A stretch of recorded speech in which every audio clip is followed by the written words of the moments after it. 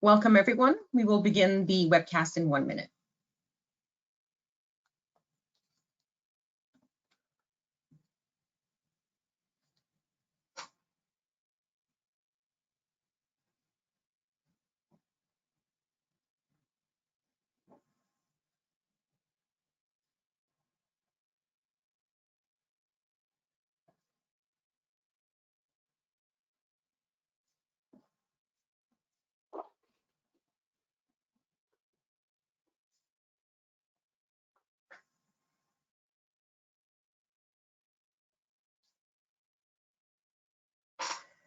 Welcome, everyone, to the Leukemia and Lymphoma Society of Canada's webcast titled State of Knowledge about Vaccines and COVID-19. Let me introduce myself. My name is Sonia Muro, and I'm the Community Program Coordinator for the Leukemia and Lymphoma Society of Canada. I will be the host of this online event. The presentation will last approximately 1 hour and will include a 15-minute question and answer period. Since there are many of you, we invite you to type your questions and comments in the question box of your GoToWebinar panel throughout the presentation. An LLSC staff member will be monitoring to answer any technical or program-related questions. I will read some of your questions out loud at the end of the presentation during the question and answer period. The conference will also be recorded, so therefore you can listen to it again on our website. We will send you an email when the link is ready. Before we begin our main presentation, I would like to share with you our mission and highlight some resources that might be helpful for you or someone you know. Next slide, please.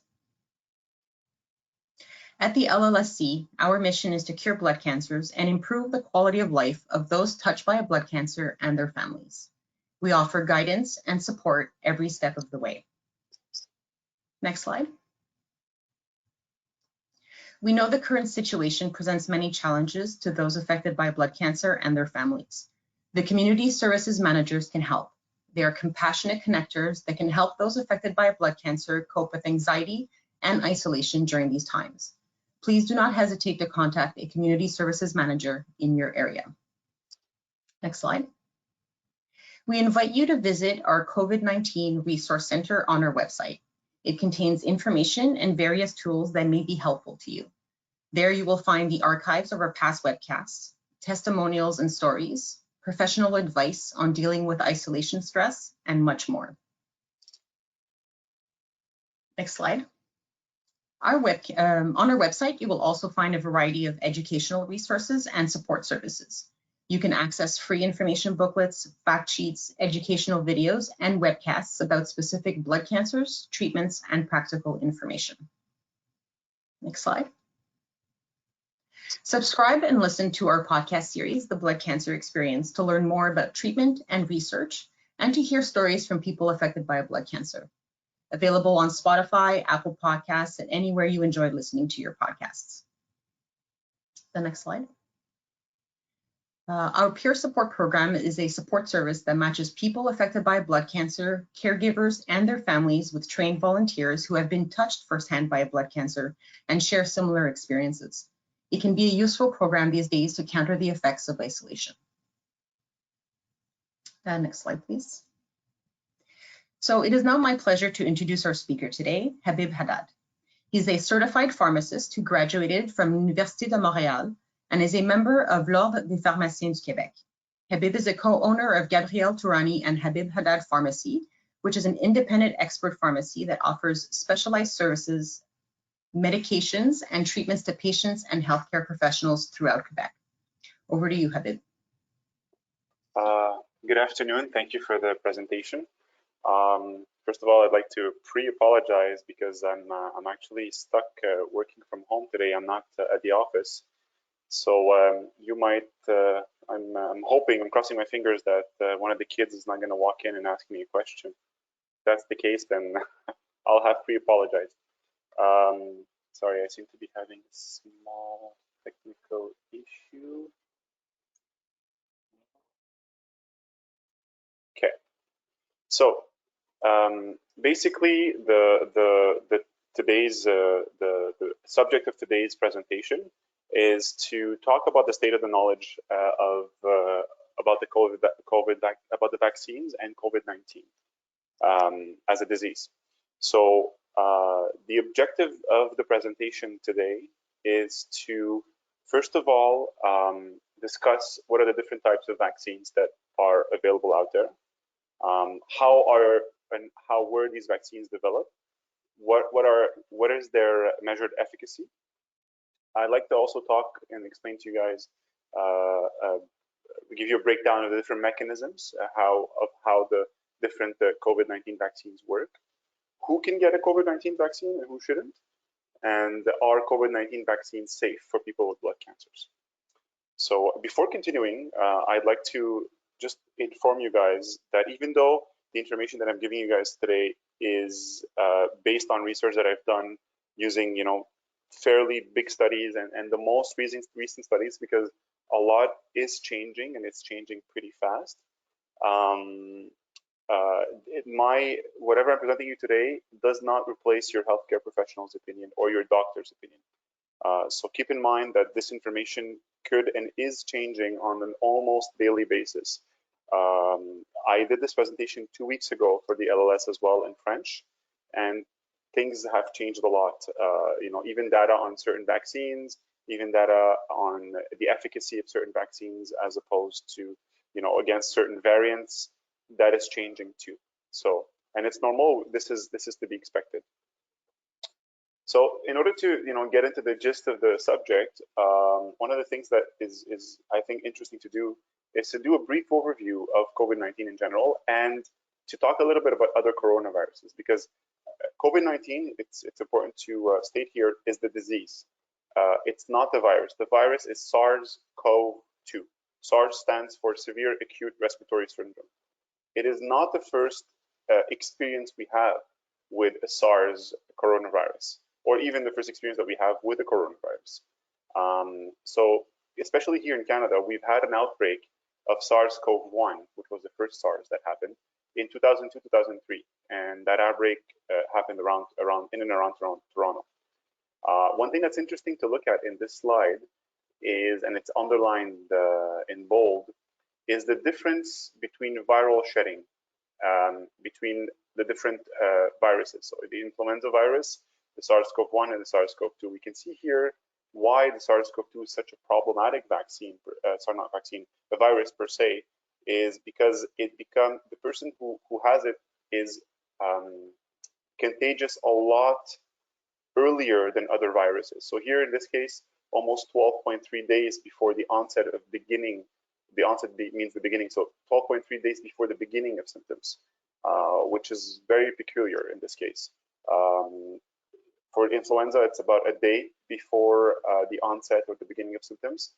In the case of SARS-CoV-2, it's 10 days after the beginning of symptoms. So this kind of shows why the first SARS outbreak, which was a lot deadlier, the virus was a lot deadlier. It killed a lot more percentage of the population that it affected. We were able to control it because people became contagious when they've already had the symptoms for quite a few days. Different examples of viruses in recent history, some that were well controlled, others that were not. Those that were well controlled are greatly thanks to modern medicine and vaccines. Here in this slide, one information that's interesting to take a look at and to remember is the R0. The R0 is basically the amount of people an infected person infects themselves. So we take a look at the 1918 Spanish flu, which was also swine flu. And for those who don't know, the 2009 H1N1 flu was also swine flu. So we see here we have an R0 of 1.4 to 2.8. So that means that the person who gets the virus will infect the 1.4 to 2.8 around people around them. Similar lower range for the H1N1, but higher range, and that's mainly thanks to modern medicine. Basically, when an R0 is higher than 1, the disease spread is exponential. So you can imagine we've got one person that is infected, and if each person infects 3 people, and these 3 people end up infecting another 3, so that's what we mean by exponential. In the case of COVID-19, initially we thought it was an R0 between 2 and 3, but it quickly became a lot higher than that, and we realized that the R0 situated itself around 5.7, and that's before the UK variant, which is about 40 to 80% more contagious. So in this case, the virus spreads so quickly and easily that the most important action that we did as a society was to put in sanitary measures. What's reassuring with the R0 is that it's a number that varies with time. We're able to control it. We're able to put pressure on it and lower it as much as possible. If you go in the case of Quebec, because we're situated in Quebec, if you go on the ENSPQ website, you'll see the actual real R0 of COVID-19 according to the latest data that we have. And that's, once again, it varies because of the different social distancing measures and personal protective measures that we put in place.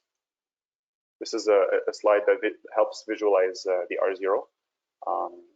We see here, SARS, the R0 is at 4.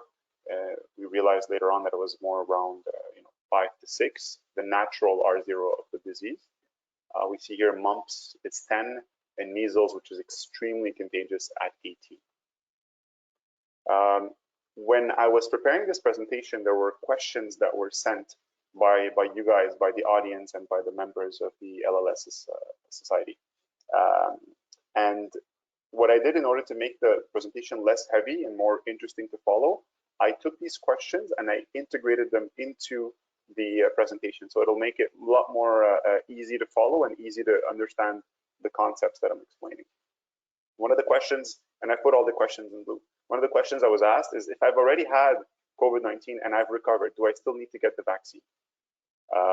So to answer that, the first thing we need to understand is the general concept of immunity. So there's the concept of innate immunity, which is the first line of defense that our body has. And then there's the concept of adaptive immunity. And I'm also going to explain to you, in order for you guys to better understand the presentation, the difference between an antigen and an antibody. What is the difference between both?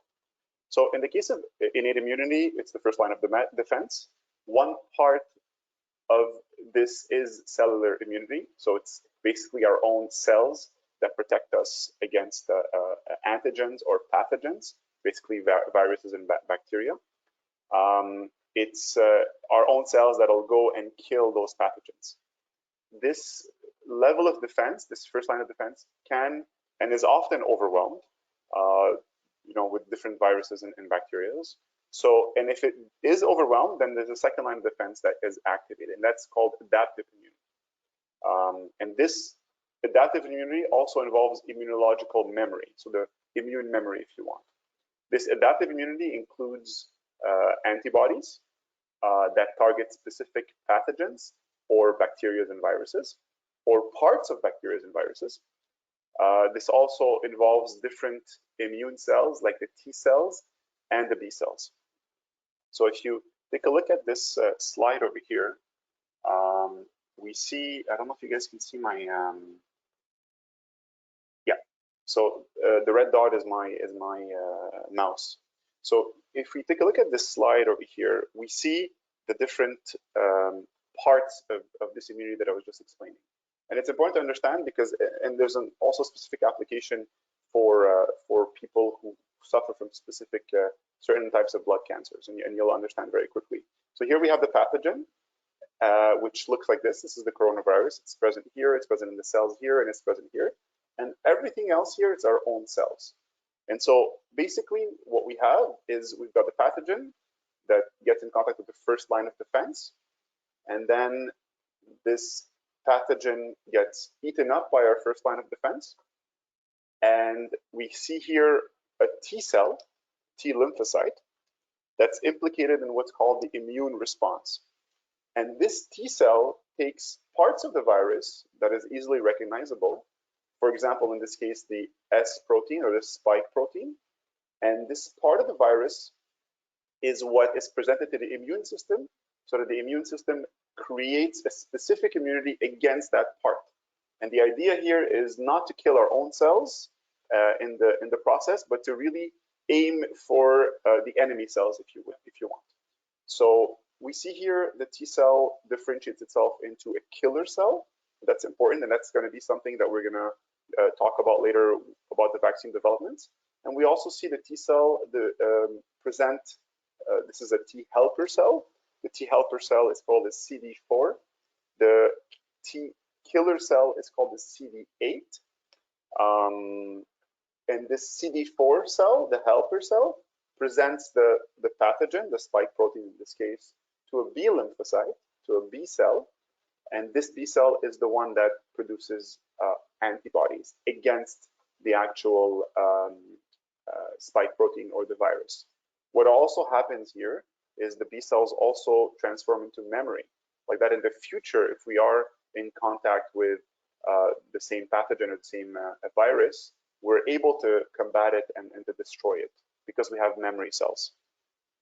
So typically here, the B cells are what's called the humoral immune response.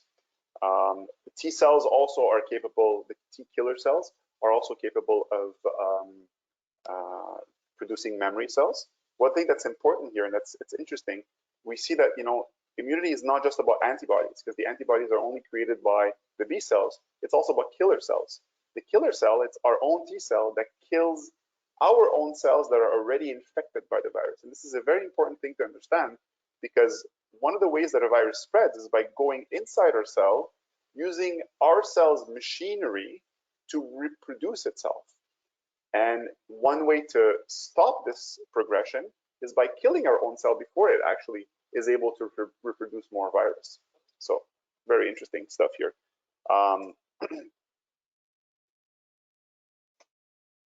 So one thing that's been talked a lot about, or been talked about a lot, is the concept of herd immunity and COVID-19.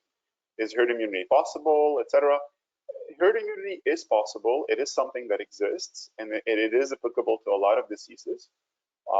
We think that it should be applicable to COVID-19 as well. The concept of herd immunity is when there's enough people of a particular group, a population, area of a country that develop an immunity against an infectious disease to the point that the disease is no longer a threat to that society or to that group. And that's a concept that was partially shown in Norway for the H1N1 flu, because they were able to vaccinate so much of the population against it. But it's not necessarily applicable to all diseases, and it's not necessarily applicable with the same ease to all diseases, because some diseases will require us to vaccinate or to have a lot more people catch the disease before we're actually immune to it. But this was also demonstrated in the case of measles, where we were able to acquire as a group or a country, if you want, protection against measles through vaccination. So one of the questions that was asked is, if I've already had COVID-19 and recovered, do I still have to get vaccinated? So the real answer to this is yes, because according to the latest data, the immunity to the virus, CoV-2, only lasts a few months. So 90 days, so 3 months to about 5 months.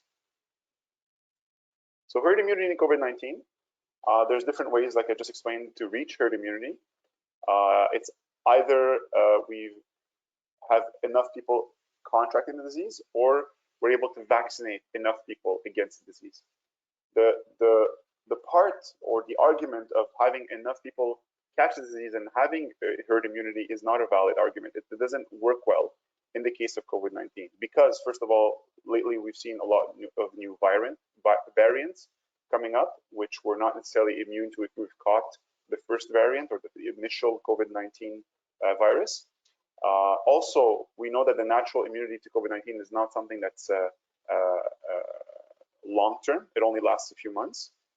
And we also know that it's a virus that can lead or cause death. And that's problematic. You know, we can't, if you take an example of the States, of the US, we have close to 12 to 20% of the population that have potentially caught the virus. And, you know, there's already been a loss of life close to 500,000 people. So it's not a very good way to acquire herd immunity in the case of COVID-19. But of course, for the vaccination, if we take the example of measles, which I showed a slide on a bit earlier, it required to vaccinate 95% of the population in order to get or to reach herd immunity. If we take a look at the R0 of measles and we take a look at the R0 of COVID-19, we think that it should take between 70 to 85% of the population to be vaccinated to get herd immunity, and that could vary with all the different variants and all that. Herd immunity is demonstrated here in this slide, where if you have enough people that are immunized and healthy, like in the lower part of the slide, the yellow, it'll make other people who have the infection in red not be as problematic to the society or to that group of population. One of the things that's interesting to talk about in COVID-19 is the fact that the CoV-2 virus attacks other parts of the body, and that's problematic because we've even been able to see in younger patients who have had COVID-19 have persistent symptoms, chest pains, difficulty breathing, and other areas. And that's mainly because the virus also not only stays in the lungs and the respiratory area, but also goes to the brain, goes to the intestines, affects the liver. And so that's also one of the big problems of COVID-19. We don't know what the long-term effects of the virus itself are. So it makes us, want to try to get rid of this disease as fast as possible, not wait around to see what would happen. We've been able to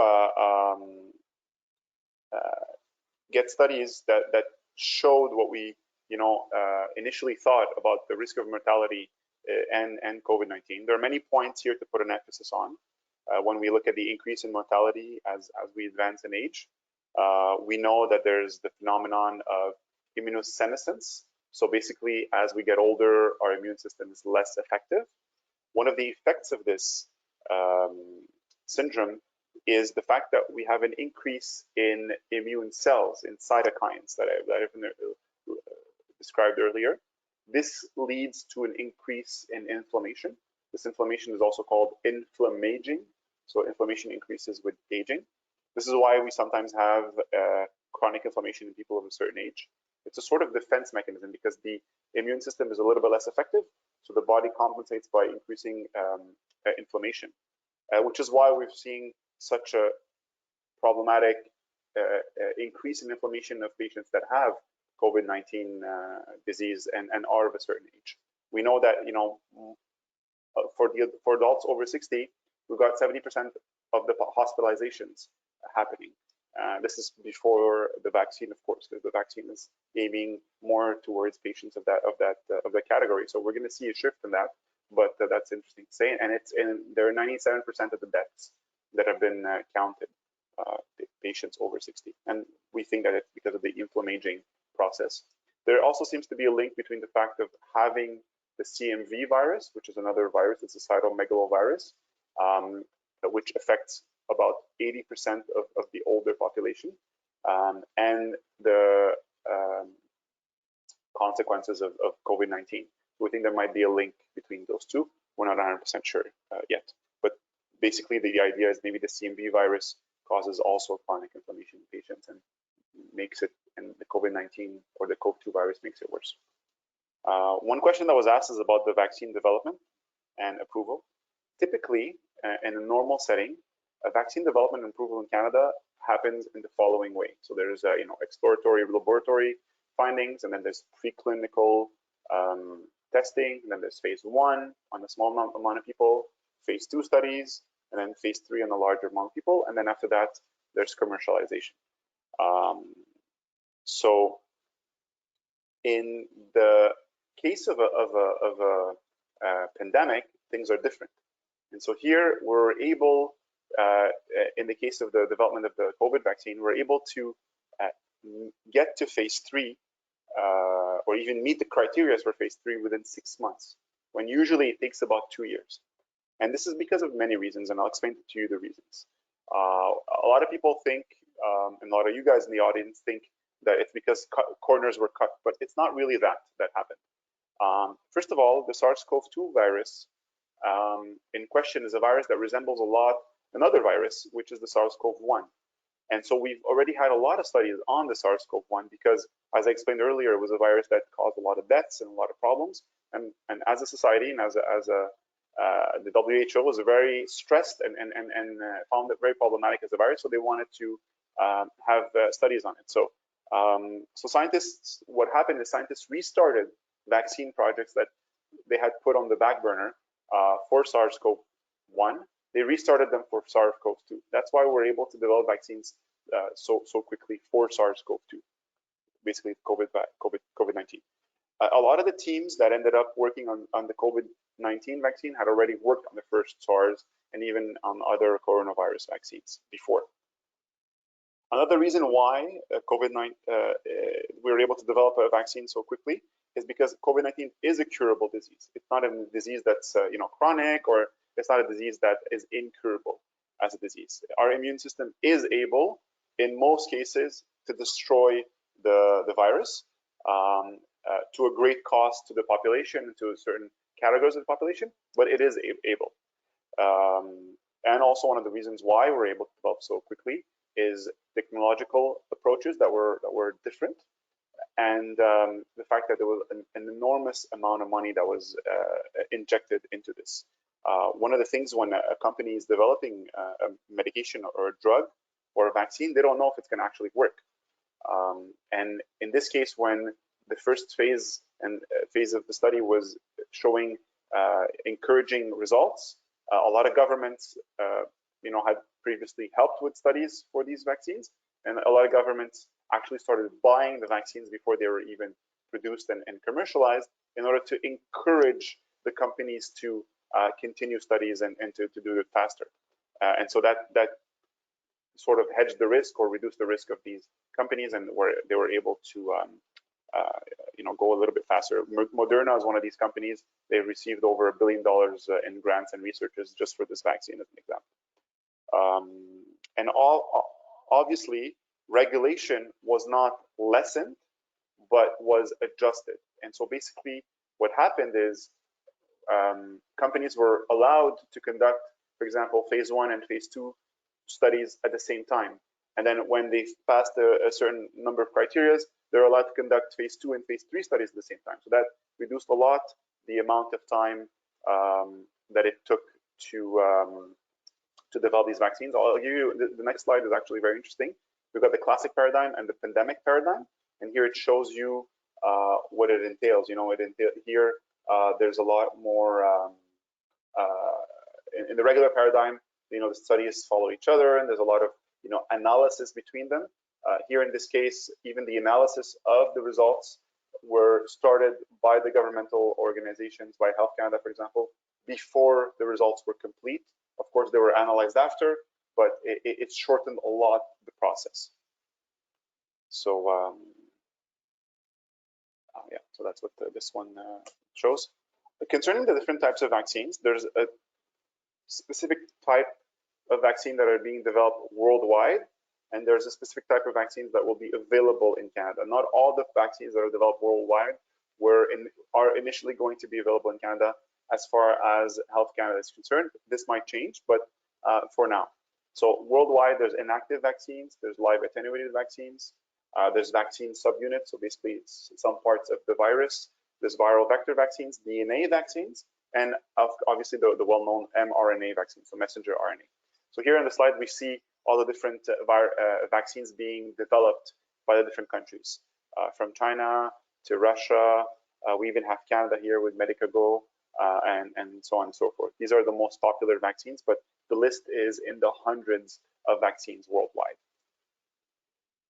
For the vaccines that are going to be available in Canada, there are quite a few. There's the messenger RNA, which is the Pfizer, BioNTech, and the Moderna vaccine. There's the viral vector vaccines, which is the AstraZeneca and the Johnson & Johnson vaccine. Recombinant protein vaccine, the Novavax and the Sanofi Pasteur one, and the virus-like protein vaccine, which is a Quebec-based company, a Canadian company called Medicago. And a lot of these vaccines are being developed, as partnerships in order to make things faster as well. So if we start, for example, oh yeah, and by the way, the new technologies here are actually the viral vector and the DNA RNA vaccines. So this is one of the reasons why we're able to develop faster as well, because we had a wide range of technologies that we're using. And there's also the recombinating protein technology that's used. That's also considered a new technology. Now, if we get started with the mRNA vaccine, this is a slide that shows what a messenger RNA is and how the vaccine actually works. Basically, mRNA is like a canvas, right? And it's used by our cell when it's used as a vaccine, of course. It's used by the machinery of our cell to build the protein. And here, this is the protein that we're seeing it build. Okay, and it builds it builds in this case the spike protein, which is the antigen that we spoke about earlier. This concept of mRNA was actually discovered a long time ago. It was discovered in the 1990s in the States. It was tested in mice, and it did show some sort of efficacy. The big problem that scientists had at that time is because the messenger RNA is a very fragile molecule, and it's very difficult to produce, quote unquote. It's no longer as difficult right now, but it's difficult to make survive, if we want, in the patient or in the mice in this case. And so they had a lot of problems getting it to survive, because the minute it's injected, it was automatically destroyed by the body, and it denatured itself. So the companies that are actually currently implicated in the development right now of the mRNA vaccines were working on making vaccines before that were also mRNA. For example, if I'm not mistaken, I think BioNTech was working on making pandemic vaccines before. One of them was the Zika virus vaccine, as an example. And one of the reasons why we're able to develop an mRNA vaccine so quickly is because the genetic code of the virus was actually made public and was discovered fairly quickly in the pandemic. It was actually made public by Chinese scientists about around the 6th of January 2019. So, a good while ago, more than a year ago. And, just to give you an idea, the confinement measures in Canada were actually started in February and in March. So it gives you an idea that the genetic sequence of the vaccine was discovered, not the vaccine, the virus was discovered quite a while back. And about 60 to 70 days after that genetic sequence was made public, Moderna and the National Institute against the infectious diseases in the States had already started their phase 1 study on a vaccine. So it took 60 to 70 days to get started on the vaccine. So it shows you how quick we all were worldwide to react to this. One of the things to take a look at here is it also shows the different mechanisms by which the mRNA vaccine works. So, the vaccine is injected here. This is basically the messenger RNA. It's protected, and this is one of the technological advances that we've had. It's protected with a lipid particles that envelop it. And that's one of the reasons why the vaccine cannot be shaken, because this lipid particle could be, pierced and the RNA ends up being denatured. So when it gets into the cell, the mRNA is released, and then it's used to make spike protein. And then spike protein, as we discussed earlier, are presented to the T helper cells in this case. And the T helper cells will activate killer cells and will activate B cells, which then are responsible for antibodies. And so one of the reasons why the mRNA vaccines are so effective is because they act with these two mechanisms, not just with the traditional B cell mechanism that produces antibodies. So that's very interesting. So just to reconvene here, it's because it uses humoral as well as cellular immunity. That's what's important to retain. The two different mRNA vaccines, so the PB, Pfizer, BioNTech, and the mode vaccine, both had pretty large trials. The PB COVID-19 vaccine, in this case, is safe and was studied for patients 16 and up. And according to certain considerations, and you need to speak to a physician for that, or a professional, but kids between 12 and 15 years old are considered safe to get the vaccine as well, after discussing it with a physician or professional. And there are studies on their way that'll evaluate, other subgroups like pregnant women and younger aged kids to see if it is safe to be given. In the case of the Moderna vaccine, it was studied only for patients 18 and up. They both were very effective. And one thing that's important is the efficacy, which were pretty high, maintained themselves in the higher age population, which is basically the population that we want to immunize first, because they're the population that's the most at risk. Right now, the efficacy after the first dose is still being studied, and there seems to be new data on it. I will present it a little bit further. One thing that's really, really important here is not only is it really effective against catching COVID-19, but it's also extremely, it's got a high efficacy against preventing the severe form of the disease. Almost 100%, if not very close to that. The efficacy in this case, after the first dose, can take up to 14 days. So that's something to remember. If ever you do have the chance of getting the vaccine, it doesn't mean that you're home free. You need to watch it. You need to continue practicing social distancing. Even according to the latest studies, it's suggested to practice social distancing until 21 to 28 days, and even probably after that as well. So it's not going to be a drastic change right away. It's really when we're going to be able to vaccinate a lot of the population, most of the population, that some measures will be able to be relaxed, and it'll be gradual. In patients that are diagnosed with and have caught COVID-19, the vaccine can still be administered right after the acute phase.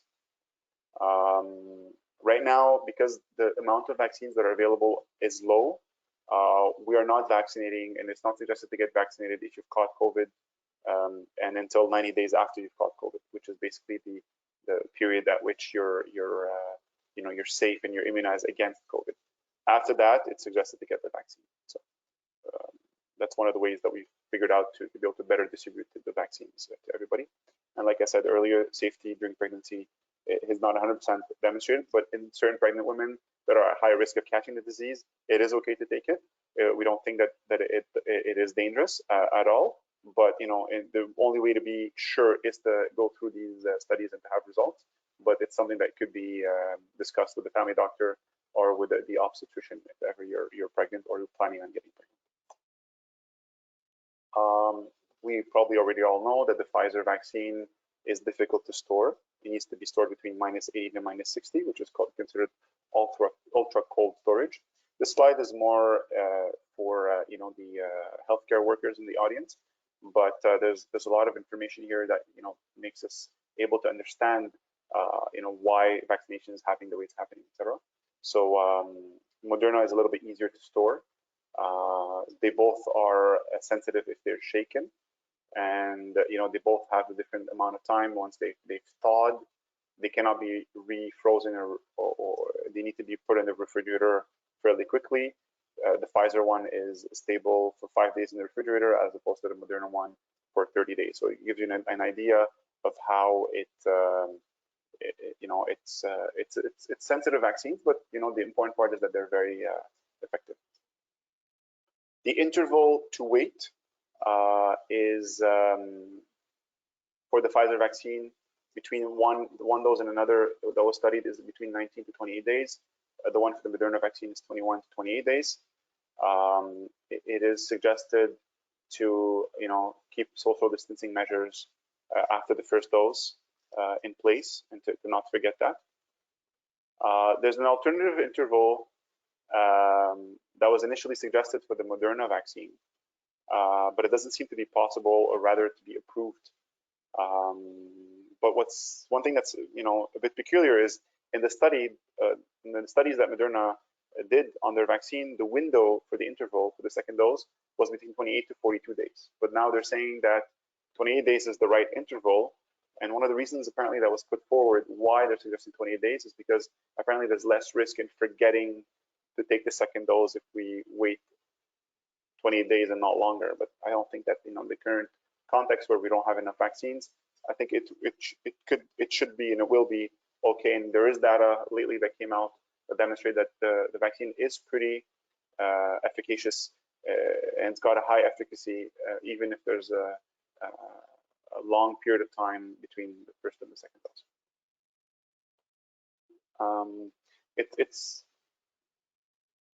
So and it's also, keep in mind, if ever you've been given convalescent plasma, so someone who's the plasma of someone who's had COVID-19 and who got cured of it in order to help you fight an infection, or if you've had the infection, to wait 90 days before taking the vaccine. One of the questions that was asked, obviously, is if the vaccine safe for individuals who've had severe allergic reactions to certain medications or to other vaccines. The vaccine is safe to people who have had reactions to other vaccines. The side effects of the vaccine are very mild. They're mostly local. They're more common in younger individuals, probably because they have a stronger immune system.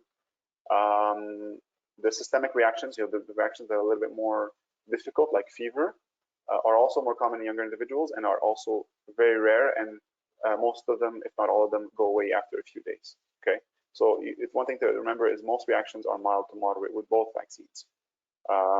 It's pretty rare to have a fever over 38.9 Celsius after the vaccine. It is possible to have a fever. So as far as the allergic reactions go, the vaccine is not recommended only to people who have had a reaction to the actual vaccine or to one of its components. And since we know that most people have not taken the vaccine, we cannot know in advance if they've had a reaction. It is safe for them to take it, except if they have a reaction or have had a reaction to polyethylene glycol, PEG. And right now, just as an FYI, there are no vaccines in Canada that have PEG in them. Patients or people could still be allergic to PEG, so if they are, they need to talk to their professional, but generally speaking, this is a pretty rare allergy. Other sub-questions that were also received by the audience is when we commercialize a vaccine, the length of protection, that was a question that was asked, is never fully known. So that's why there is always phase 4 studies. So after phase 3, the first post-commercialization studies, there's always that, and they are underway right now. It's actually a requirement by Health Canada, as an example.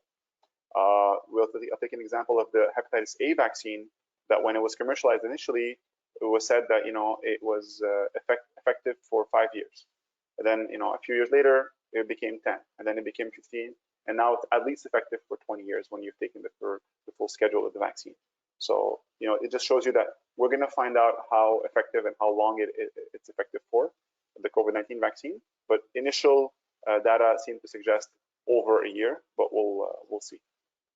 Another important information is COVID-19 vaccine should be given even if someone has small light symptoms of COVID-19. Not if they have full-fledged confirmed COVID-19, but if they have small light symptoms.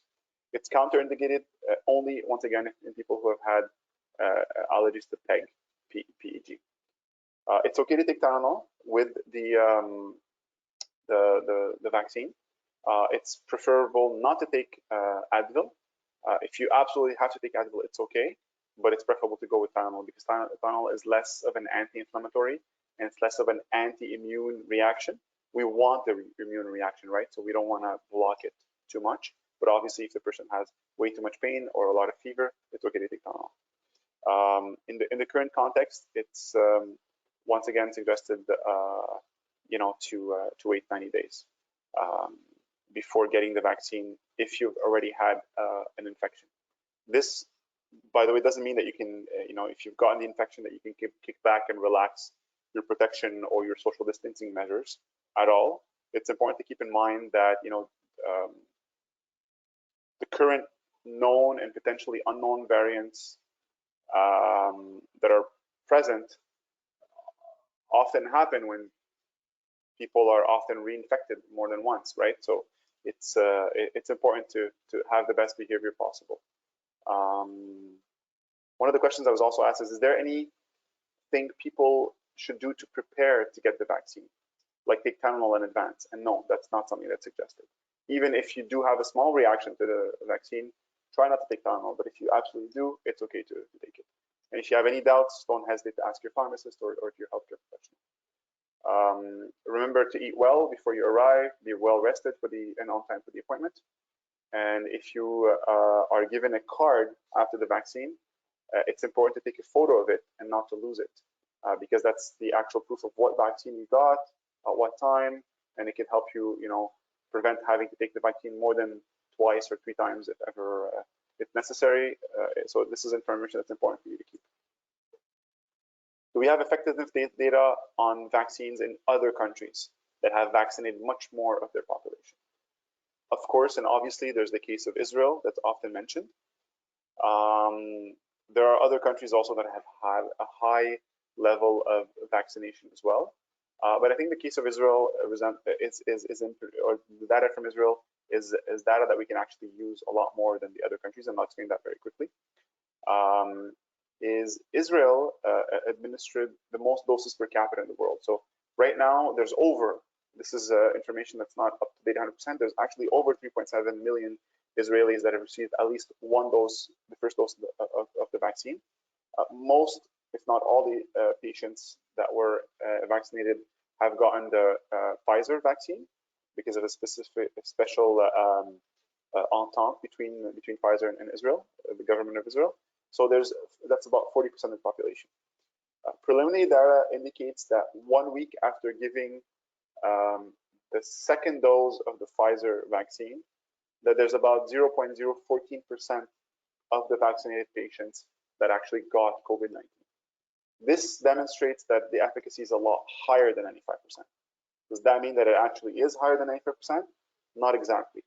The reason why is this is actually very good results, but the reason why is because we think the people who actually went to get vaccinated in the beginning, even though there's 40% of the population that's vaccinated right now, the people who did go to vaccine are people who actually are more afraid of the vaccine, maybe are older, maybe are more at risk, and so isolate themselves more. So that's why the efficacy that was discovered in this case is a lot higher.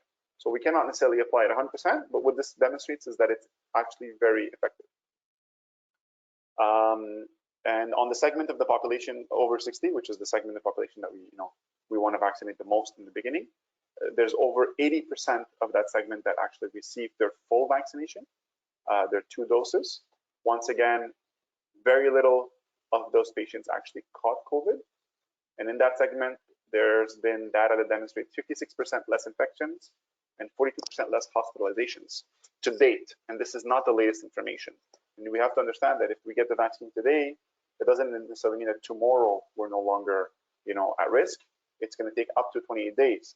And so we know the campaign started not too long ago. So we're expecting this number to be even higher. So even more percentage of less infections, more percentage of less hospitalizations.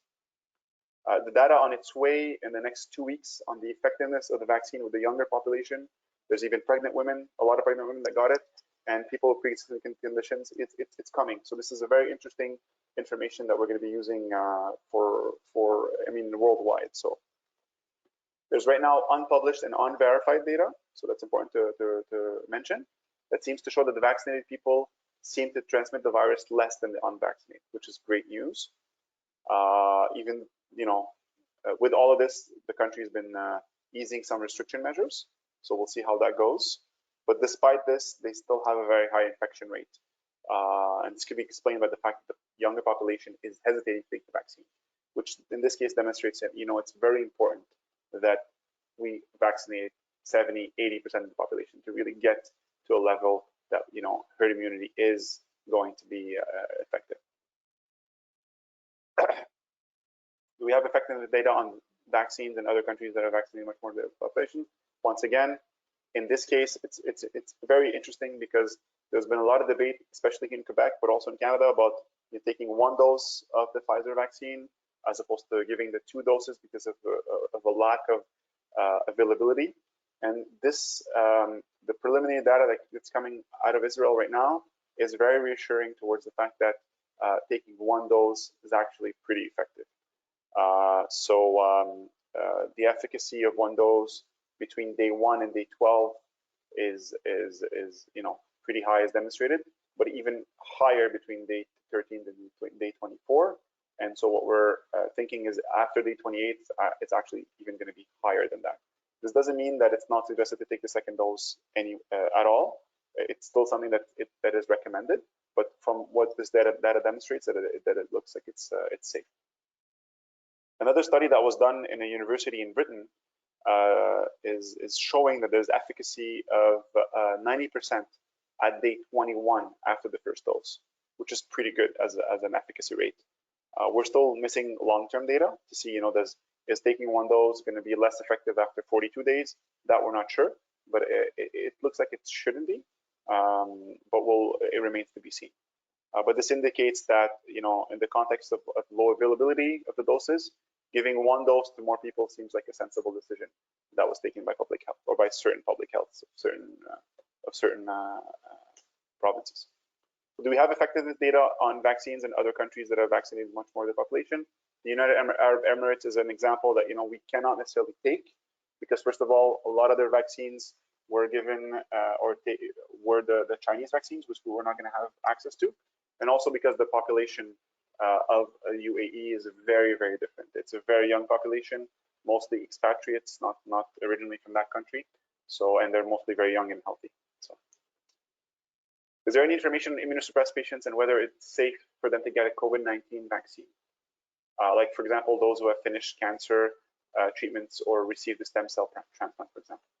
So particular attention here to be given or will be needed for patients receiving certain chemotherapy protocols. So it's going to be important that certain chemotherapy protocols, certain B cell therapies, as I explained earlier, B cells are the ones that are responsible for creating antibodies, which is an important mechanism of defense in our immune system. CD19, CD20, CD22 therapies that target T cells as well. This category of population, we're going to have to, give them a higher level of attention. Patients who suffer from certain types of cancers that have high corticosteroid doses that they're taking, or that have targeted T cell therapies, they're going to have to watch out. What that means, it doesn't mean that they cannot take the vaccine. It's just there's a risk that the vaccine is less effective. But this has to absolutely be discussed with your oncologist. I will, at the end of the presentation, show you a few websites that you can refer to get, safe information. There's no information there that's not well presented. Try not to go too much on Google. There's a lot of information. I won't lie, I use Google as well, but it's very difficult to seep through this information. It's better for you guys as an audience to go into those websites that I'm going to give you. There are other ones as well, but it's going to give you a good idea. So vaccine efficacy in immunosuppressed patients has not been studied. So right now, 100% clear recommendations cannot be issued, but what we know is that it's not unsafe. It just might be a little bit less effective. And in the case of Quebec, the Conseil d'Immunisation du Québec, so the CIQ, says the benefits of getting the vaccine outweigh the costs, despite the fact that we don't have final data on that. So most experts also suggest, from different groups and bodies, suggest administering the vaccine to populations who are immunosuppressed or who have had or have cancer. It's not a negative thing, as it's still better to get the vaccine than to get the COVID-19 disease or catch the disease. One pertinent information that doesn't necessarily give us that much of a different way of functioning, but there's a phase 3 studies that were done with the mRNA vaccines that demonstrated that there was some leukemia patients and some lymphoma patients that actually took the vaccine. We don't have the exact information, but it does seem like it's not dangerous if you have leukemia or lymphoma to take the vaccine. A stem cell transplant can cause a diminished immune response, so it is suggested by certain directing lines to wait 3 to 6 months at least before getting the vaccine if you've had a stem cell transplant. Sorry. This is a slide that demonstrates that the vaccine is very well tolerated, and that there's a follow-up, a mobile and cellular phone follow-up that's being done for with patients that have already gotten the vaccine, and that follow-up is going to last 2 years and probably even longer than that. Other types of technologies and other types of vaccines, the viral vector vaccine, which is a more established and more recognized technology than mRNA. It's also technology that gives a strong humoral and cellular response, which is positive. Here, I find it's interesting to have different options of vaccines, so this is a good option as well. It's a little bit more difficult to mass produce, even though the AstraZeneca company seems to have a very high capacity production. But one of the downsides is that it cannot be administered to immunocompromised patients. The AstraZeneca vaccine was demonstrated to be fairly effective. It's hard when you're taking a look at this vaccine, you see it's 70% effective. You're like, oh, it's not that great. Well, the reality is 70% is still a very good number. I understand that with mRNA it's a lot higher, the effectiveness or the efficacy, but it's still very important to have different vaccines, especially right now that we have a lot of different variants. And so this proves to you what I'm going to say to you now is that the information is changing a lot. 2 weeks ago, I gave this presentation, and the information on the AstraZeneca vaccine was very different than what it is now. And one of the things is it looked like it was effective against the South African variant, but the latest data demonstrated that it's actually really not that effective against the South African variant. And even the rollout of the AstraZeneca vaccine in South Africa was actually stopped right now. They're studying ways that they can make the vaccine more effective. It might, require some tweaking, but it looks like this tweaking could take up to 6 months, if not longer. So it's pretty problematic. But all in all, with the initial variant, the initial CoV-2 virus, the COVID-19 variant, it was 90% effective, and it was actually effective also in older patients. So that's important to note. Another viral vector vaccine is the Johnson & Johnson. It's actually also pretty effective. To note, maybe to go back, the AstraZeneca vaccine is 2 doses. Johnson & Johnson was initially studied as 1 dose. It's pretty effective even as a 1-dose vaccine. And it's currently being studied as a 2-dose vaccine. We think that with a 2-dose vaccine, it will be a lot more effective. And it's actually fairly effective against the South African variant. So that's a good news. It's only 1 dose right now, and it's a very low cost. It doesn't cost much. It doesn't need to be refrigerated, so it would be great, to use the vaccine in maybe countries that are poorer, that don't have necessarily good electrical grids in order to refrigerate or freeze the vaccines. Even with all that, it's difficult to compare. It's difficult to say that Johnson & Johnson vaccine is less effective than the mRNA vaccine, even though that's what that data demonstrates. Because in reality, to really compare, you need to have a head-to-head study, and there's a lot of differences that can happen between studies. But basically, that's what it demonstrates. So it is still a pretty effective vaccine, and it's reassuring that it's effective against the South African variant. And so also to note again that these vaccines, they actually use the two mechanisms that the mRNA also uses. We take a look at the Sanofi vaccine, which is a recombinant protein vaccine, as well as a Novavax. When I did the presentation once again 2 weeks ago, I didn't have much to say on the Novavax vaccine, but now I have a lot more to say. Sanofi, I still don't have much to say. It doesn't look like it's very effective against older adults. It looks like it's pretty effective against younger adults, but that's not the main objective of the vaccination. So Sanofi is tweaking the trial, trying to see if it's by changing the dosage or something of the sort, if anything changes. Right now, also Sanofi is in the process of developing an mRNA vaccine, so that remains to be seen.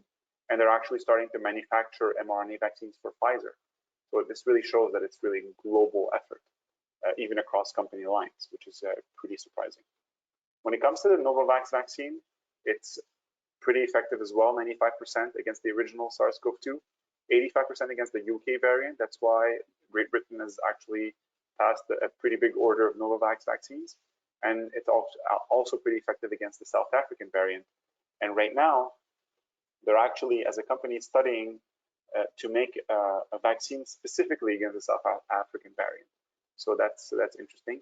It's a vaccine that needs to be refrigerated. It uses a plant-based adjuvant, and it has been found to be generally very safe. And from the looks of it, it looks like Canada is going to be contributing to the production of the vaccine through the building of a new Montreal facility. And I guess this comes also with the strategy of the government of wanting to have our own building capacity. It's going to help our own manufacturing capacity, rather, for the vaccine, for vaccination, because as we've seen, you know, we don't have a lot of doses right now going around, because a lot of the production is not done in Canada.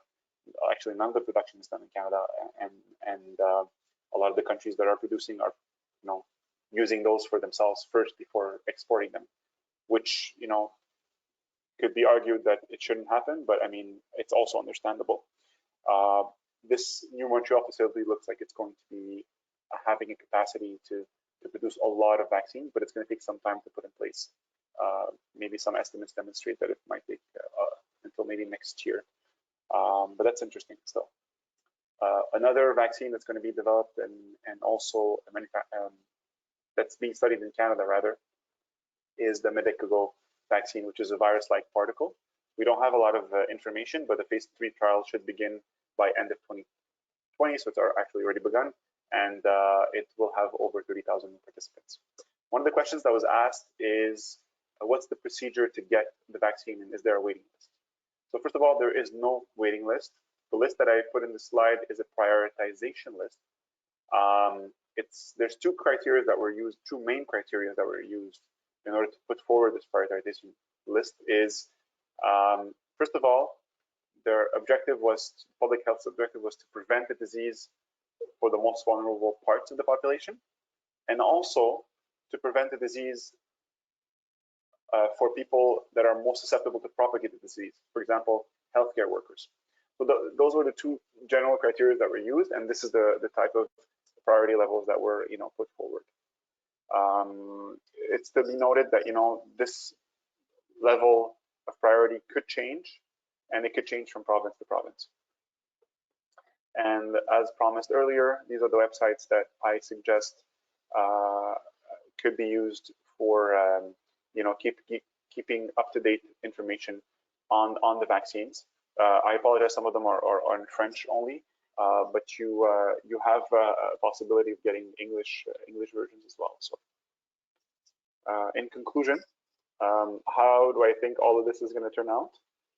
And one last question that was also asked is, can someone who has been vaccinated for COVID-19 still spread it to someone who has not been vaccinated? So, how will this all turn out? I think it's going to be possible to go back to a certain type of normal. It's going to take some time. It looks like the government is stating that it's, you know, the objective of getting 70% of the population vaccinated, the Canadian population vaccinated by September, looks like it's still something that's possible. You know, we're crossing our fingers, hoping that it will work. But I think that the next to normal situation, that, or when we approach more what I would call a pseudo-normal situation, it's going to be a future where we're going to have to do a lot of COVID-19 testing, because with all of what we're seeing as variants, it's a demonstration that we're going to need to vaccinate as much people as possible, and we're going to need to test people much faster as well. So that's something that we cannot forget. So yeah, so and the fact that there's different vaccines available, you know, it could be seen as, you know, there's too many vaccines out there, but from the looks of it, it's a positive thing because of all the new strains that are popping up. And if someone is vaccinated, can they still spread the disease? There are preliminary data that demonstrate that they're spreading it a lot less. We know, for example, that a patient that's less symptomatic spreads the disease less. Doesn't mean that they cannot spread it if they're asymptomatic, but they still spread it less. And we know that the vaccines help in reducing the number of patients catching the disease, and even the amount of patients being symptomatic. So, you know, logically, it will help with lessening the spread. But I think a lot of our return to normal is riding on the fact that if we do get vaccinated, do we not spread the disease? And if the answer to that question is yes, then I think a return to normal is going to be much faster. And so I can only hope. But for now, we're not 100% sure. But it looks like the preliminary data is positive.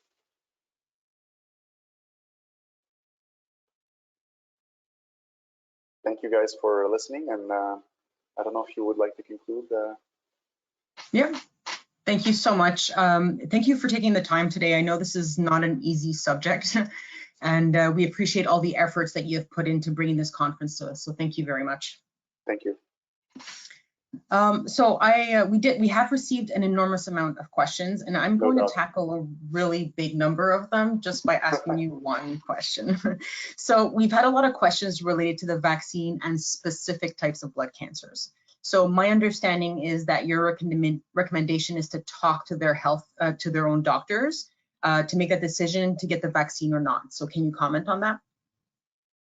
Can I comment on the fact that the general recommendation is to talk to the doctor? Yeah, maybe clarify that for everyone.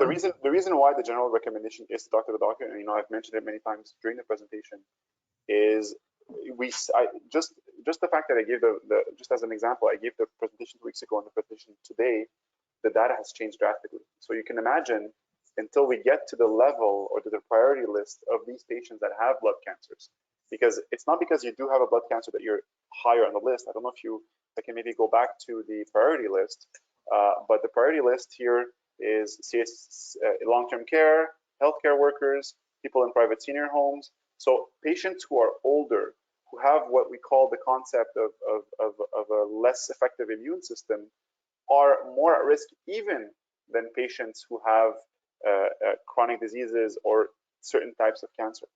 That's according to the priority list that was put forward. And that's why it's important to talk to your doctor as well, because sometimes you will have certain types of cancer that might make you more at risk, not all blood cancers, but also you might be taking some medication, like I mentioned earlier, that will make the vaccine less effective as well. So the range of types of cancers and types of situations is so varied, and each patient is so different that it's always better. That's why the general recommendation is to talk to your oncologist. The idea is not necessarily to flood the oncologist with questions either. It's maybe better to wait until we get to your priority level or we get closer. And I think that the latest information that we have is that there's a lot more vaccines that are coming our way, a lot more in the next few weeks. So we're probably going to be getting to these priority levels much faster. But as we get closer, then it's going to be better to reach out to your oncologist, because we're going to have more data also that's going to be coming along. Like I said, it's changing almost on a, it's safe to say, at least on a weekly basis, if not on a daily basis. Thank you for clarifying that. Another very popular question is, can I refuse one vaccine to take the other vaccine of choice, or that is available? The choice to take the vaccine is the patient's. They can refuse any vaccine they want. But that doesn't mean that it's going to be available for them, the other vaccine. It's not like we have an open bar of vaccines and we're choosing. If we did, then yes, choose the more effective one, no problem.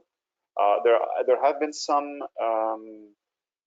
professionals and key opinion leaders that have been coming out and saying, well, as an example, if I have access to the AstraZeneca less effective vaccine, I would still rather a patient takes that one, even though it's a little bit less effective. And once the other vaccine is available, then takes the other one. If that other one is the mRNA vaccine that's more effective, great. If another one comes out that's even more effective at that moment, then it'll be that one. But if any vaccine is available, it should be taken. That's a general recommendation, whichever one it is. Of course, it needs to be safe and it needs to be demonstrated that it is effective. And governments are moving fast on this, and the South African example is a good one, where they were about to roll out the AstraZeneca. They realized that it really isn't that effective against the South African variant, and they put that on the side. Thank you. I think you mentioned at one point that the viral vector vaccine should not be administered to immunocompromised patients. Is that so? And can you clarify? Yes, because immunocompromised patients, there's actually a few reasons why, but one of them is, especially in cancer patients, it could cause certain side effects, and also the fact that the viral vector, the concept is the fact that there's virus proteins inside the vector, or there's virus, it could be RNA or whatever else, is enveloped by another virus. And there's a fear that the other virus could also cause an infection, or could, because the patient is immunocompromised, not work or not function as effectively. So. Excellent, thank you. I think we have time for maybe 2 more questions. So the first one is, how soon after a flu vaccine or any other vaccine can I have the COVID vaccination? That's information that I had actually written on my slides for the first presentation. If my memory serves me well, the vaccine, the COVID vaccine should not be taken on the same day as any other vaccine, but it could be spaced of 14 days of another vaccine.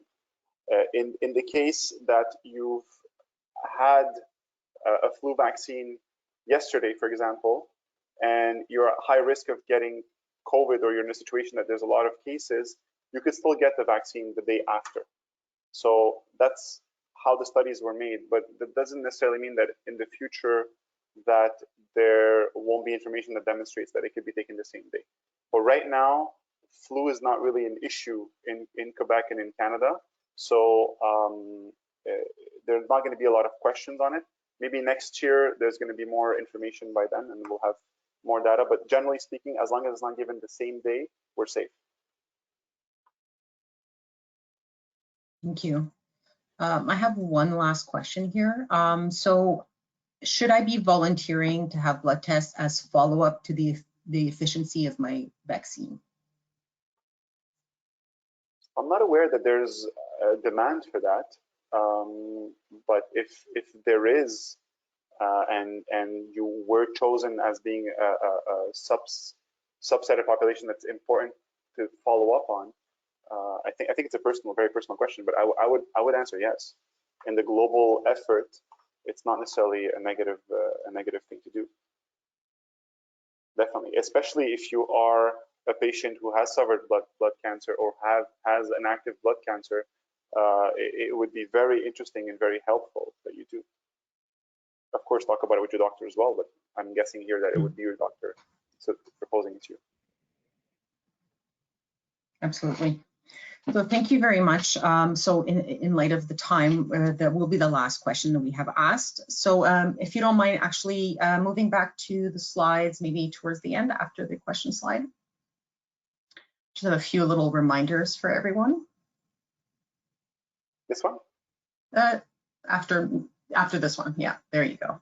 Got it. So I just want to remind everyone that we are here to help you. So do not hesitate to contact the LLSC if you need more information or support.